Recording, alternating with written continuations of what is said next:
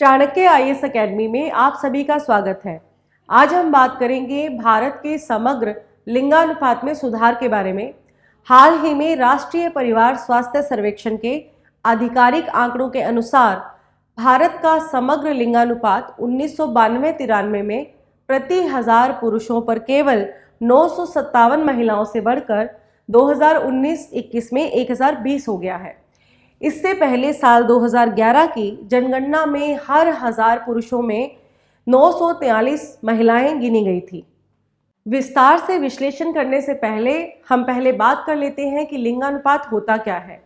लिंगानुपात यानी कि सेक्स रेशो को जनगणना में प्रति 1000 पुरुषों पर महिलाओं की संख्या के रूप में परिभाषित किया गया है और यह एक निश्चित समय पर समाज में पुरुषों और महिलाओं के बीच प्रचलित इक्विटी की सीमा को मापने के लिए एक महत्वपूर्ण सामाजिक संकेतक भी है।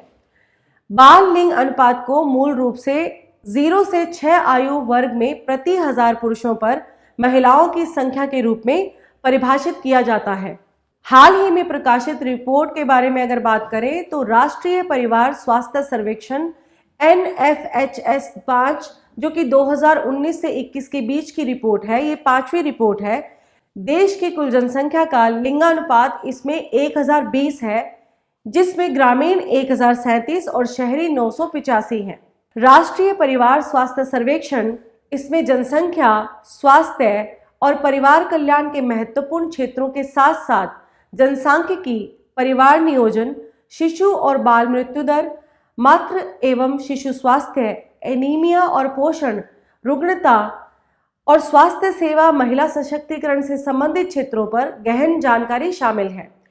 रिपोर्ट में सुझाव भी दिया गया है कि ग्रामीण शहरी प्रवास प्रवाह में पुरुषों की अधिक हिस्सेदारी के कारण शहरी क्षेत्रों की तुलना में ग्रामीण क्षेत्रों में लिंगानुपात बहुत अधिक है। रिपोर्ट के अनुसार 6 से कम आयु वर्ग में अभी भी लड़कों की तुलना में लड़कियों की संख्या कम है। केंद्रीय स्वास्थ्य और परिवार कल्याण मंत्रालय के आंकड़ों और NFHS 5 के अनुसार पिछले 5 वर्षों में पैदा हुए बच्चों के लिए जन्म के समय लिंग अनुपात 929 था। NFHS 4 में 919 से इसमें सुधार आया है। नेशनल फैमिली हेल्थ सर्वे की कुछ सीमाएं भी हैं और अगर इसकी तुलना जनगणना से की जाए तो नेशनल फैमिली हेल्थ सर्वे एक सैंपल सर्वे होता है और जनगणना एक गिनती होती है।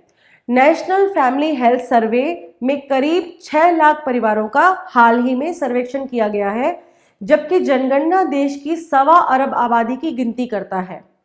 ये भी कहा जाता है कि नेशनल फैमिली हेल्थ सर्वे अपने नतीजों में माइग्रेशन को ध्यान में नहीं रखता। घरों में जब सर्वेक्षण होता है तो मर्दों के दूसरे गांव या शहर में काम करने की वजह से औरतों की तादाद ज्यादा मिल सकती है। सरकार की ओर से यह survey international institute of population sciences ने किया है। सैंपल सर्वे में हमेशा सैंपलिंग की गलती की संभावना रहती है जो आबादी की गिनती में नहीं होगी।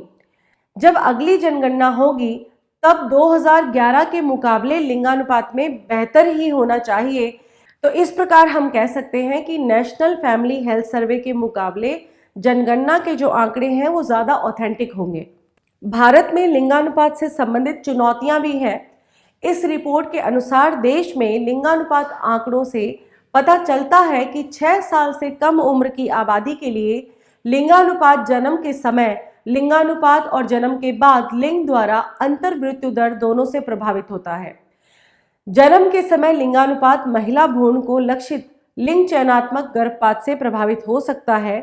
लड़कियों के खिलाफ जानबूझकर भेदभाव के परिणाम स्वरूप लड़कों की तुलना में लड़कियों की मृत्यु दर अधिक हो सकती है। इसका एक और कारण पुत्र की वरीयता भी हो सकती है, जो कि प्रतिगामी मानसिकता से उत्पन्न होती है। उदाहरण के लिए लोग अक्सर लड़कियों को दहेज से जोड़ते हैं। टेक्नोलॉजी का मिसयूज भी इसका एक रीजन हो सकता है। अल्ट्रासाउंड जैसी कम खर्चीली तकनीक लिंग चयन में मदद करती है। कानून लागू करने में विफलता भी इसका एक कारण हो सकता है। भारत में PCPNDT कानून है जो इस तरीके की भ्रूण हत्या के खिलाफ जो है कार्रवाई करता है, भारी जुर्माना भी लगाता है और दोषियों को दंडित भी करता है, लेकिन लिंग चयन को विनियमित करने में ये सक्षम नहीं है। लिंगानुपात को सामान्य बनाए रखने के लिए भारत सरकार की तरफ से कई पहलें भी की गई है। भारत सरकार ने गर्भाधान से पहले और बाद में लिंग चयन पर रोक लगाने और प्रसव पूर्व निदान के नियमन के लिए 1994 में एक व्यापक कानून गर्भधारण पूर्व और प्रसव पूर्व निदान तकनीक अधिनियम 1994 बनाया है। बेटी बचाओ बेटी पढ़ाओ अभियान भी इसका एक हिस्सा है। यह भारत में लिंग असंतुलन से निपटने के लिए केंद्रीय महिला और बाल विकास मंत्रालय की एक महत्वपूर्ण पहल है। इसके अलावा बालिका संरक्षण योजना, ये योजना युवा लड़कियों के अधिकारों की रक्षा करके लैंगिक भेदभाव को रोकने के लिए बनाया गया एक कार्यक्रम है। इसके अतिरिक्त इसका उद्देश्य लड़कियों के खिलाफ भेदभावपूर्ण व्यवहार और प्रथाओं को कम करना भी है। आपकी बेटी हमारी बेटी भारत में सबसे कम लिंगानुपात वाले राज्य हरियाणा से संबंधित है। इस समस्या से निपटने के लिए हरियाणा सरकार ने इस समस्या के समाधान के लिए यह कार्यक्रम शुरू किया है। यह योजना शहरी और ग्रामीण दोनों क्षेत्रों में लागू की जाएगी। अनुसूचित जाति और गरीबी रेखा के नीचे यानी कि बीपीएल परिवारों की बालिकाएं इसका लक्षित लक्ष्य होंगी। इसके साथ ही आज का हमारा ये टॉपिक यहीं पर कंप्लीट होता है।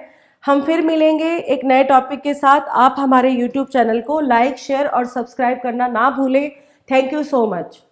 Don't forget to like, share and subscribe to our channel and press the bell icon to never miss an update.